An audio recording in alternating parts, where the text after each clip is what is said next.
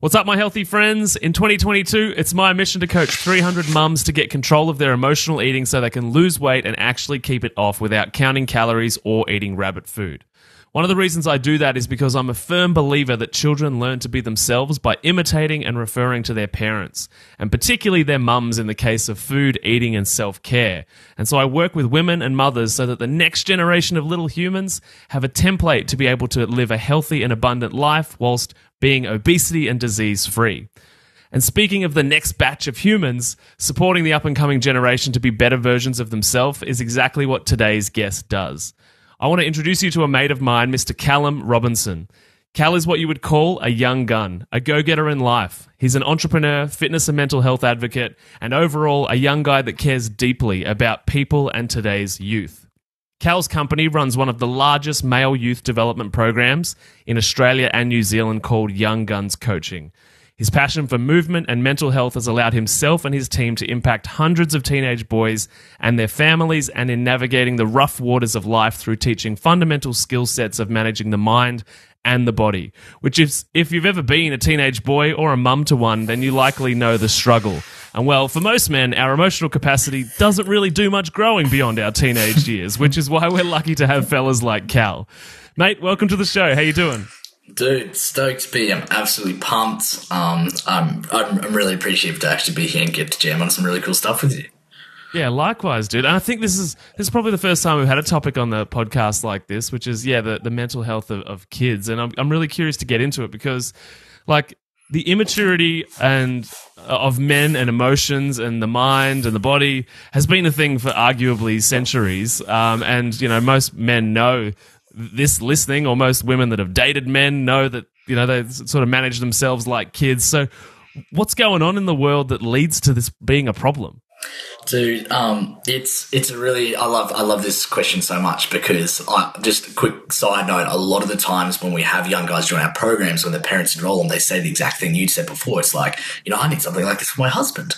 And it's like, dude, like this guy's in his 40s, his 50s, or whatever it may be. And like what's going on is, I think a lot of it, when it comes to like purpose in life or being able to control skill sets, which, you know, mental health and manage your body and mind, it's a skill set. It's something you attain. It's not something you naturally grow up with. I think a lot of, you know, personal ownership comes from discipline. And I think that's honestly the key word for why so many people struggle to do this, is because they do not have the discipline, because it takes physical work to learn the skill sets to control your mental health, control your emotions, whatnot as well. So I think growing up as well, like having the boundaries of what your parents said, you know, there's usually a real distinct scene or projection from what comes from, you know, how a young fellow was raised and what those discipline and what those boundaries were set to actually develop the skill sets, which I think for a lot of parents, it's something really difficult to understand how to navigate what that actually looks like. Well, that reminds me of my own mother when I was younger being like, this doesn't come with a manual, you know, being a parent. So it's like, you can only teach what you know. And if you yourself were never taught the boundaries or the management or, you know, what these feelings mean and how to do stuff with them, then of course you can't pass that on, right? Yeah, absolutely.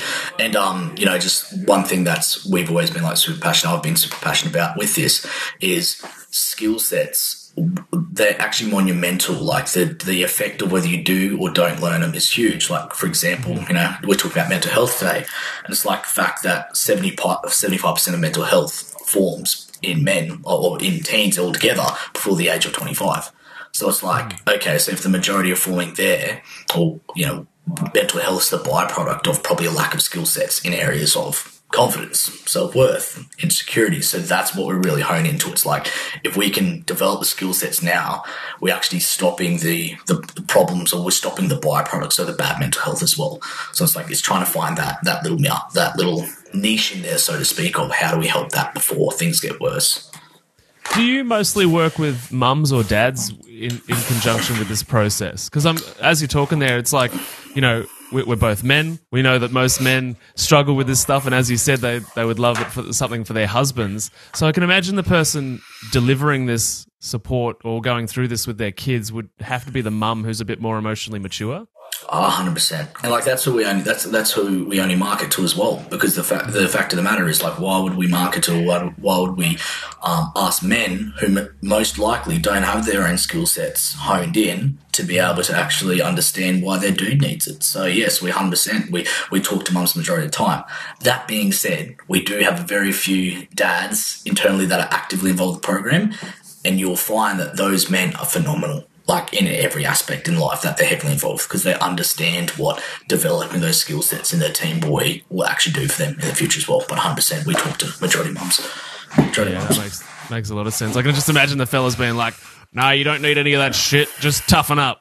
Dude, and that's exactly how it is. And the reason being is, and I've chatted to plenty of mums, and our team's chatted to plenty of mums about this as well, because usually the number one fear factor for them to get a lad involved in our program is, I'm not sure what Derek's going to think, husband or whatever their name is. I'm not sure what he's going to think because, he's a bit old school, whatever it is. And it's like, he's not old school. He's just insecure. Like the dads just feel like we're taking their job, and like that's not our place at all. Like we're the mentor, we're the coach, we're the big bro to the lad to teach him the skill sets that you haven't even developed, so you won't teach him. That's the reality. Mm. Yeah. Well, how do you? I'm so curious how you handle that, because the male ego is big, right? So I'm so curious how you share that and be like, nah, we don't take your job. We're not trying to step in as Dad 2.0.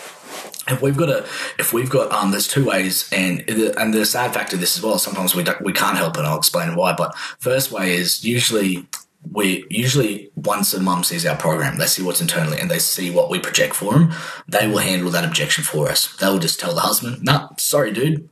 I know this is the best thing for him. This is what he's going to do, and they're going to do it." So sometimes it's going to become like that. Other times, a dad will or our team will request to speak to him. We'll reason with him. He'll understand. We'll get involved.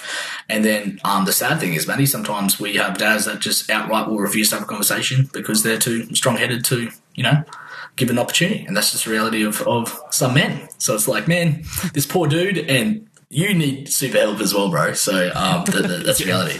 But we usually combat a lot with the dads we do have in the program to, they shoot us some amazing testimonials about in that, directly looking at that sort of problem as well. So dads can reason on it as well. There's other blokes in the program. I don't feel as bad, et cetera, et cetera. Yeah, no, it makes sense. And I can imagine, if people are looking into it, the word of a father from a testimonial is probably even more powerful, because it's like, those boys are going to grow up to be men, right? Absolutely. Yeah, super powerful, because if they grow up to be men, and a dad who is a grown man can actually understand how beneficial the program is and like what we're actually doing for the young fellas, well, 100% is way more powerful, because like all they're just a mirror, a projection of what their son currently is. So it's want to build more qualities to most likely be like him, So it makes our life a lot easier if there's a dad that's proactively involved in the boy's life as well. Yeah, no, it makes heaps of sense. I'm curious to know what I guess along the process, how you define being a man. And I say that as somebody, who has suffered the same affliction as most men, which is being terrible with my emotions, being terrible with words, and spending years in different types of therapy and personal development to get my shit together. And I really don't think I became a man until I was maybe 30. Probably I was very much a broken child all through my 20s. So I'm curious, what do you build in these young teenage boys to grow them into men? Because I think I know a lot of people that I would not classify as men. Yeah, you and me both, brother. I would define it as one thing, and that is extreme ownership. And to have extreme ownership, you need discipline. And for discipline, you need confidence. Why? Because confidence is the ability to try. So when we build that with those one main skill sets of confidence, the ability to try, it means we instill something in a teen guy where he never stops wanting to progress, and that's huge in every aspect of life. So my definition of a man, having extreme ownership of his life completely, entirely, his emotions, his relationships, his job, his business, whatever it may be, extreme ownership that everything is your fault and it is your responsibility. Not that blame and responsibility is a very different thing. You can blame people you want, but it's your responsibility on whatever outcomes happen to you that you go and problem solve. I think men as well, Matty, men need to fix stuff. We have to. It's wired in us. Like, we need to fix stuff. We need to solve problems and whatnot. So it's like with, I think now, our generation, and I say our generation, I know you're a little bit older than me. So, my generation, you know, we got so many men growing up, and that I don't call men, because they're losing that ability to try and the ability to continue to problem solve. So I think reinstilling that is super big, because if you've got a man that wants to continue to try, take ownership, guess what? He always works to repair his relationships, his friendships, whatever mistakes he's made. And I think that's super crucial. That's a man to me. Yeah, I'm totally on board. Do you think in the modern era, like, it's harder to be a man? And I say that in the back of my mind, and knowing that on the shelf behind me here, like, there's a book called Trans, right? And so I think about things like toxic masculinity, identity crises with sexuality. And so defining and rocking up in the world as quote unquote a man, which is strong, powerful, fix stuff, you know, really practical. Do you think it's getting harder for kids to show up in the world as, you know, as the man that we're describing right now? Dude, absolutely. And I would dread being a teenager right now, man. Oh, like, me too, dude. Just dread, like, you know, like I think I come through just at the tailwind of, like, the start of the wind of everything. Like, I finished high school and stuff. I was pretty lucky, you know. So it's like seeing now in social media bombed so much normalization of, you know, because, like, we're not huge, dude, even on express your emotion, talk about everything. Like, we're not big about that, man. You know, like we are in, you know, talking and understanding, but having a process and you picking something you're comfortable to be able to express. There's a massive difference between that and just, like, telling everyone how you feel and your self-awareness, etc. So I think 100%, and it's statistically too, Matty. Like, I don't know the exact numbers for this, but a bunch of resources out there. Like, testosterone decline in the last 10 years is phenomenal, you know, like in male youth. So it's like that main hormone, which is so important for, you know, being masculine man, like having the drive, it's muscle building. It helps with growth hormone as well. Like, as we get more muscling, we build into men. Like, our foods we eat, lack of sunlight and D3, like, man, there is so much stuff that we're up against, locked in our rooms, playing games, whatever, which is just actually turning our natural human adaptation or evolution of what you want to talk about, however you want to define it, which is holding that and resisting it. And I think that's number one. Like, physically, it's harder to become a man. Like, more parents we talk to, more youth we've seen that look like prepubescent at 15 and 16, it's crazy. It's crazy. You know? Wow. So, like, that's one aspect. And then the second, you know, couldn't we talk for donkeys on social media, how it is, toxic masculinity, not being able to express yourself in that, all of that sort of stuff is just a whole other whirlwind of craziness, you know? Like, I think it's nuts. Yeah, it totally is. And I think, yeah, like, social media has really turned for every kid, boy or girl, and adult, really. But, like, instead of just having your social circle or the people in your workplace that, you know, you might share an idea with and maybe have some disagreement, but you still, you know, you're still connected to them, you still like them, but you've just disagreed on this topic. It's like, oh, what is there? Maybe 5, 10, maybe a kid in a classroom, say 30, 35 people they're comparing themselves to. And then the internet comes along and social media, and they have an idea or an expression or a thought or an emotion, and now they're comparing it to hundreds of thousands of people. This has somehow gone viral because the comments, the algorithms picked up that the comments are just going off tap, and that's happening because people are just savagely hating on this individual. And now these kids are comparing themselves to, you know, what, 2 billion Instagram profiles? Yeah, man.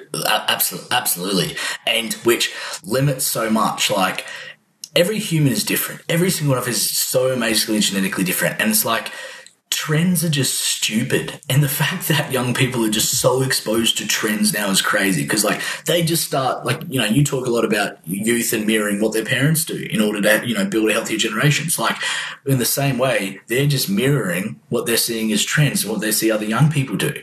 So we're literally creating these clones. Like, I just feel like I'm in Star Wars Episode 2, man. You know? It's funny you say that. Last night I watched on Netflix The Great Hack. I don't know if you've seen that documentary, but it's basically a documentary about data companies that helped rig the Trump election, Brexit, that caused the genocide in Myanmar, and basically these data companies that have got thousands of data points on all of us, that we're in a situation where we're in a whole world of individuals, because every single person's algorithm is specifically cultivated to perpetuate that individual's belief systems based on what they put into it. And I think when I was growing up, it was your parents were your parental figures were your number one most influential people until you were about 12 or 13, and then it kind of moved across to your social group in high school. Whereas now, people have access to this abundant world from the age of like 5, or the second they get a phone, basically. And I think maybe you can speak to this. I think it kind of makes sense to me that instead of lasting till 12 or 13 and getting these really ingrained habits or belief systems or behaviors before that age, it's happening far younger, because we're moving from parents to phone, internet, social media, and introducing this, all of this social influence before we're even at high school. Yeah, dude. I absolutely 100% agree. We don't work with any lads under the age of 13, but for the guys that are so like 13 at entry level, like what we find is so much is who they start learning from a lot, and where they're gravitating towards is, naturally, like one of my hooks all the time is talking about, are you struggling to kick your son off the Xbox, the PlayStation, whatever it may be? Because it's always a huge byproduct of a guy if he's struggling with confidence or wanting to socialize, whatnot. So parents are like, man, why can't I get him off that, whatnot? It's because I feel like a lot of the time they're just navigating, or they're transcending. It's almost their version of transcending subordination. Like they're transcending parents' beliefs because, hey, my homie that I've got an Xbox from 3,000 miles away, like we're really good mates, and like we connect, and we're getting that effect of friendship and relationship. So I think there's positive effects for that. Majority are negative, but there are positive effects, like gaming stuff. It's not horrible. It's not the worst. It's just about balance. But dude, these lads now, they transcend their parents very, very quickly, for whatever means. And I think a lot of those means always come through social media, or, them gaming, connecting, which is huge in our market that we work with as well.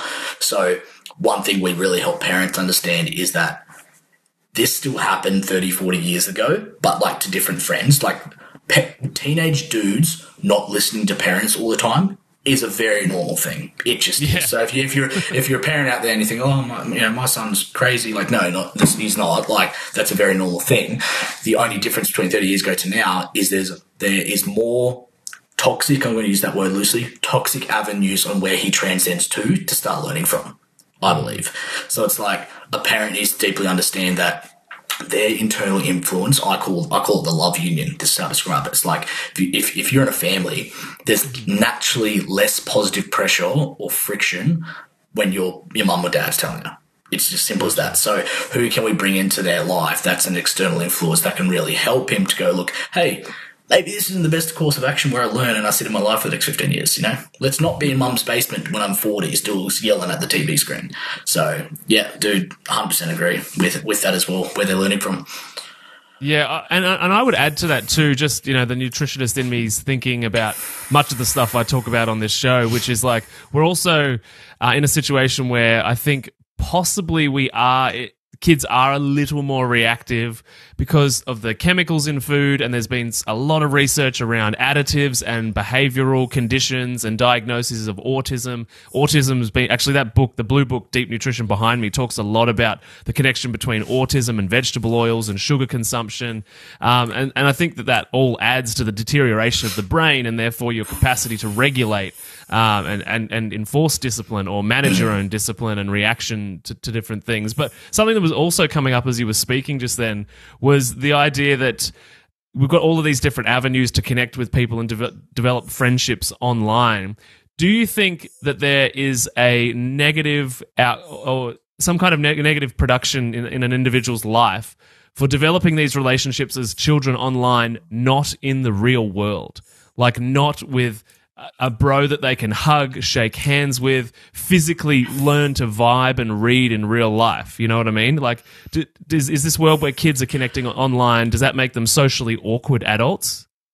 Dude, gone are the days where, you had to get your mum drop you off at your mate's place and play Mario Kart because the internet wasn't that, you didn't have multiplayer games, so like, dude, 100%. And it saddens me deeply, like we're creating a world of ease now. Nothing's hard anymore. It just isn't. With accessibility, we get food to our door, we can stay at home and talk to our friends. We don't have to do anything. So I think absolutely, dude, because, you're on a computer screen or you're playing Xbox or whatever. you lose all your communication skills. One of the biggest ones, and every single young gun we have worked with, every single young fellow we've worked with has, I would say, had this issue. And that's being able to express, body language type of communication, which makes up 86% of how you actually communicate. 86%. Fact. Crazy, eh?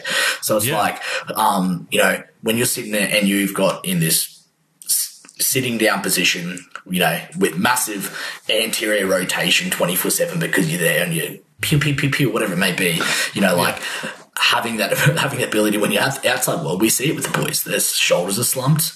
How was your day? Good. What you gonna do? Nothing. That's the tonality, language, and the shift there as well. So if you take that skill and then you wire the brain for that skill over 2, 3, 4, 5 years, by the time the dude, even if he does get the confidence to get a job and not be on welfare, you imagine him walking into your local hardware, your grocery shop, trying to get his first time part job. They're gonna look at the young fella and just go, no way. Why would I pick you when there's a guy that's got his shoulders pulled, he can speak to me properly, he can look at me in the eyes, he can gesture, things like that. Massive effect, dude. Massive effect. On that note, though, just something you might find really interesting is the reason why Young Guns is an online coaching program, right, is because we're the stepping stone.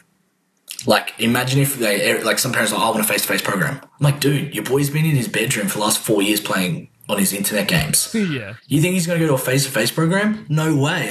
We've bridged that as a stepping stone because it's huge for them, because it's that in the, I don't know the correct word for it, in the normal mechanical body language, mechanical things they do, they're already on the internet, they're already on their computer. It's a stepping stone for them to feel comfortable in an environment for them to get coached and mentored, Yeah, so then, it's something familiar. Yes, that's the word. That was a very easy word, wasn't it? Silly me. Something familiar that they can get started with, where we teach them skills, then get them out to there, start getting employed, get them jobs, etc. Teach them about money and all that sort of stuff at the back end of our program. So we're the big stepping stone and getting something that's familiar to them as well. So I thought that might be interesting to share. Yeah, no, well, and that makes total sense, because it's fun. I get kind of similar questions. For me, it's like, Matty, you rant and rave about diet culture, but then you've got a 10-week program. And it's like, yeah, that's why we've got the Consistency Club, which is an ongoing, support system. So it's like, yeah, you've got to meet people where they're at, right? Yeah. And meeting people where they're at are just on the timely note as well. Our program runs initially 16 weeks, but it is an 8-month program, We've had young guns here that have been here for 2 years.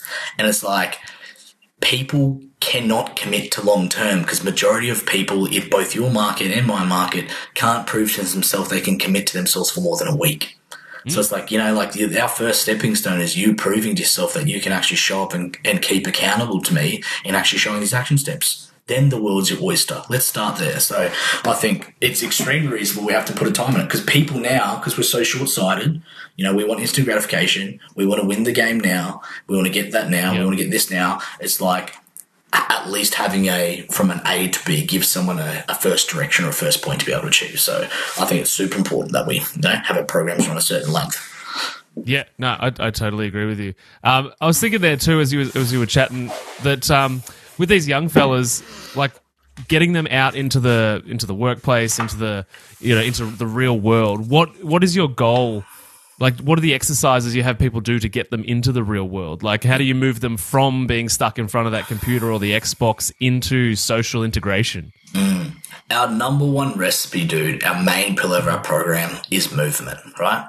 So it's I was a PT for many, many years, and how Young Guns come up, massive story behind that. But long story short, I'm wow, look how much movement just helps with endorphin release, growth hormone, testosterone, and how much of a man a young guy can become very quickly if he hasn't had that in his life. So it's for us, what we've noticed every single time when it comes to getting someone to that point is you can teach someone all the course and knowledge stuff you want, give them all the confidence modules, insecurity, self-worth, all the jobs, resume templates, whatever you want, but they still won't action anything because they've never started actioning anything from the start. So our very first goal when we get a young gun in our program is that we get them to fall in love with movement. We have mentorship, external influence, get them to start doing something, get them to start doing some sort of movement, because then the life lessons we pull from movement around self-discipline, which I'm huge about, work ethic, progression, win reflection, moving more and having an endorphin release, having another kick of good, feeling good rather than dopamine from playing computer games all day. It literally creates space in people's head. it gives you space. So like so many parents can't get through their teen guides or get him out to in the workforce or whatever because he doesn't actually have any physical space. So you're beating a dead horse. You're smacking his head up against the brick wall because he's got no physical mental space to be able to think about that. So our first thing's movement because we get them to create space. From there, we can teach the habits, the rituals and skill sets. So then across our first 16 weeks, we'll go through everything from self-awareness, action, progression, life goals, and that'll cover every personal skill set you need in communication, confidence, mental health management, etc. Post phase 4, so that's our bottom 4 months of the program. That's where we go through jobs, leaderships, money management, tax, relationships. So in that phase, dude, we've got someone who's confident. We've got someone who's moving all the time. We've got someone that's practicing his skill set. He's part of a community, like he's feeling good about it. And then there, dude, we actually go and hand the boys. We do them done for them cover letters and templates and resume templates, etc. We actually have modules and we teach them how to get employed, which is crazy. Like I'm no employment agency. We've never been able to do that, but guys have literally gotten employed through our program from the end of those phases because all of it comes just down to their personal skill set. So that's how, Matty, that's how we do it. I hear a second business coming along. Yeah, dude. It's like, I think a lot of people mentioned before, a lot of parents mentioned before, because when confidence is now instilled and they've got that as a core skill set, a lot of guys have no idea about the purpose of what they want to do in their life, or they've got no even clue. So it's very amazing, Sam. And it's one of the, for me, I don't get to personally coach anymore, but it's amazing to watch or hear the feedback from our coaches of like hearing dudes' ideas once they start getting deep into the program, weeks 14, 15, 16, 17, 18, whatever, about a job they want, or like mini entrepreneurs thinking about wanting to get in business. Like it's really, really cool. And so one of the most beautiful things I get to witness in my program. Oh, man, it sounds awesome. I love it. I think, I wish I had that as a kid. I think that would have been great. Even just the money part. I mean, school doesn't teach us how to manage ourselves or manage our money. And then we, get to 50 and we're like, this wasn't the plan. My life wasn't meant to end up here. And dude, the coolest thing about that is like all those modules are actually held by a friend of mine as well, Jackson Milan. He's the wealth mentor. So, right. 7-figure business, property portfolio, etc. So he actually come in to help us with those, and he did everything from money management, tax, cash flow, debt, investments. Like not only are the boys getting taught about it, they're getting taught by one of the best in Australia. So I'm like, that's pretty cool that we get to do that for them. It's good to be led by somebody that's actually done it, hey? Exactly. Yeah, exactly. You were saying in there something that I wanted to connect to something you said earlier. You were talking about mental health management, but earlier on you also were talking about we're not big on like sharing feelings and just expressing yourself all the time. Can you like close that loop for me? Yeah, bro, I'll close that loop. It sounds oxymoron, eh? Yeah. Well, it's like this. I've got some very strong thoughts about this. Could be somewhat controversial, but it is what it is, and I'm happy to put myself out there because guess what? We deliver the best results, and proof is in the pudding. Man, one of the episodes of this podcast has been used in a US court hearing. We like to fucking break the rules. Okay, done. Be controversial. Let's be controversial. Self-awareness is one of the most stupid things currently with mental health. I'll tell you why. It's stupid now because it's 2022, right? And guess what's still happening? Suicide's at an all-time high. Mental health issues at the all-time high. Yet we're in the generation of the most self-aware humans on the planet right now. Isn't that crazy? So what does that tell you about self-awareness? It doesn't do shit. And it doesn't do shit because you can be aware all you want and there's no action steps that are put in place. And so our thing is this, man. It's like 30 years ago. I'll get to the point as well. I've just got a bit of a story for you so you can connect the dots. Go for it. 30 years ago, 40, 50 years ago, suicide and stuff was, a lot less of it. Men struggled with their mental health. But guess what they didn't do? They didn't complain about it. They didn't talk about it because, it was so shut down. Is that a sad thing? Yes, it is a sad thing to an extent. But things were actually somewhat better when it comes to suicide and mental health issues because people wouldn't wallow in it. So it's like if you give a man awareness, but then you do not give him the skill sets on how he achieves prosperity from that problem and achieves out of it, you're literally holding a gun to his head. Yeah, absolutely. You're going to kill him. And I think that's horrible. Like, well, of course it's horrible. Like, how sad is that? So our viewpoint is this is self-awareness is important, but it's not the most crucial thing to getting out of your hole. Like, it's about what are the action steps now that actually help me mentally to be able to achieve prosperity from that. And the thing is, I think we're in a world now, Matty, where so many people are so scared to, put their foot in the door and say what they need to say. And I was just one young fella who just didn't give a shit what anyone thought. I'm going to make my own curriculum because I knew the exact things that pulled me from depression, from alcoholism and wanting to die. And I'm gonna create the steps for what that looks like. And guess what? We produce disgustingly good results, And so our thing with that, dude, is how we talk about emotions and how we do it. We do it in a different way. For example, a lot of teens that are in our program, parents have tried going to psychologists, going to counselors before with no success. Why?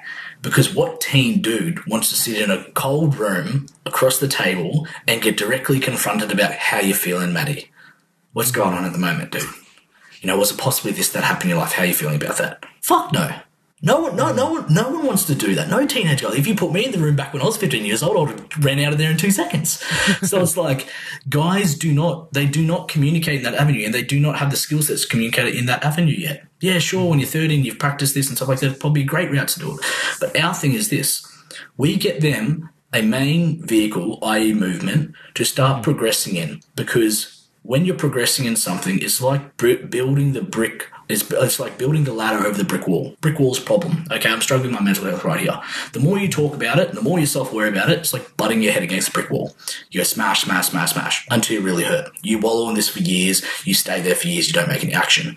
So if we can bring something into a teen guy's life which has elements of progression and has projection, i.e. they can see over the brick wall, understand what lies there for them, and then they can see the tangible action steps, so to speak, to keep going and moving forward, and then has the vehicle, the ladder. He climbs over his problem initially. That's what he does. Problems don't disappear. Our brains are amazing things. All the traumas we have in life, they're always there. But what some people do, and what the majority don't, is they learn a particular skill set that allows them to manage them. So it's like getting over the brick wall, driving or running or moving so far away that when you turn around, that problem that you were struggling with or the mental health thing you're struggling with is minute. It's so small. So we just get the boys to naturally fall in love with something, fall in love with progression, that controlling that other variable or whatever problem is, it becomes so easy for them because they've got something they know how to progress. They learn that skill set. Second way, dude, is we do talk about it in their own time once they've understand this fundamental. And that is by any of the course and module stuff we do. We don't directly confront the dude on a coaching session with it. What happens is he'll actually go do this little module in his own time. He'll have a training video he'll go through, and he'll have some basic projection or scaling questions in there. And what that allows him to do when he's watching a video in broad out language with basic scaling questions, guess what we get? We get answers where he answers freely because he doesn't feel pressure. He doesn't feel the tension of someone directly asking whatnot. Answers that freely, coach gets the feedback from it, and then our amazing coaches are skilled in how do we indirectly communicate about this issue without him knowing that we're directly communicating about the issue. Cool? And so then they actually get to a stage where they've broken enough ice with the coach, they're progressing with it, and guess what the natural byproduct of that? They start to talk more. But they talk knowing what they need to do and having the coach's guidance be able to do it. That's our recipe, dude. Love it, man. Thanks for sharing that. And I agree. I work with people that are stuck in awareness, like they're stuck in that step. I think it's a really useful first step because you understand yourself. But yeah, you get stuck there, and whether it be mums staring at themselves in the mirror every day and being like, I hate myself, I know what I should be doing, but I'm just stuck in this, I'm just trapped in this revolving door scenario of yeah, I hate my body, I know what to do, but I'm not going to do it kind of thing. And I've even seen therapists and psychologists myself and left them because they wouldn't give me action items. Yep. It was like, I want this to change. I don't want someone to just hear my thoughts. I mean, that's a helpful part of the process, but I was like, I want to actually go home and change this in my life. That's why I'm here.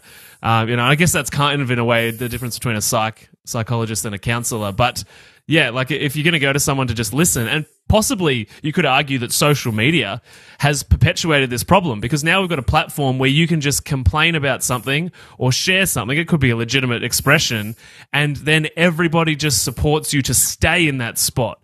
And even the idea of saying to someone, you're perfect as you are, is that's literally stopping someone in their tracks, because it's like, oh, I don't need to change or get better.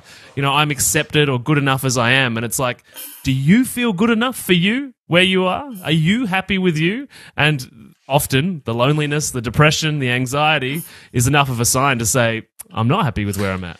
Dude, that's so good. I love how you articulated that. And because, our reality of that, the reality of the world is like someone is happy where you are. It's okay to be where you are, whatever it may be, is confidence is the ability to try or the willingness to try. So if you're not moving forward, if you're not progressing in life in a means, if you're not trying to get better, you are not a confident person. I don't care what you say about yourself or like how good you think you feel and stuff like that. Like, you just end up brainwashing yourself to a point you do. So it's like, I 100% agree with that, dude. Like, you have to be continued to willing to be try, and you have to keep leveling up. If you're not moving forward, dude, in my opinion, you move backwards. If you're at a standstill, you're moving backwards. Denial finds the company of the weak. That's beautiful. Who's that by? Matty Lansdown. Matty Lansdown. Action shows intent. Callum Robinson.